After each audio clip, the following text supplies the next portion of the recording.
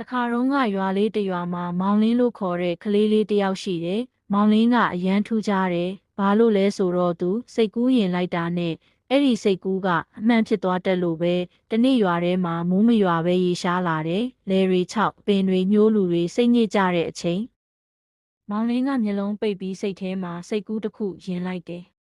ကောင်းကင်ပေါ်မှာမိုးတိမ်လေးတွေဆူလာပြီးရွာလေးပေါ်မိုးအေးအေးလေးရွာစေပါအဲ့ဒီအချိန်မှာပဲလေတိုက်လာတဲ့တိမ်တွေဆူလာတယ်ပြီးတော့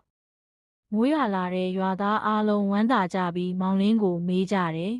။မင်းမလို့လို့မိုးရွာလာတာလဲ။မောင်လင်းကပြုံးပြီးပြောလိုက်တယ်စိတ်ကူးကလူတိုင်းမှာရှိပါတယ်ယုံကြည်ရဲ့ရင်စိတ်ကူးကစွမ်းအားဖြစ်လာနိုင်တယ်အဲ့ဒီနေ့ကစပြီးမောင်လင်းကသူ့စိတ်ကူးစွမ်းအားကိုကိုယ်ပိုင်ကျိုးအတွက်မသုံးတော့ဘူးသူများအတွက်ရွာအတွက်ကဘာအတွက်ကောင်းတာတွေကိုပဲစိတ်ကူးရင်တော့တယ်ပြီးတော့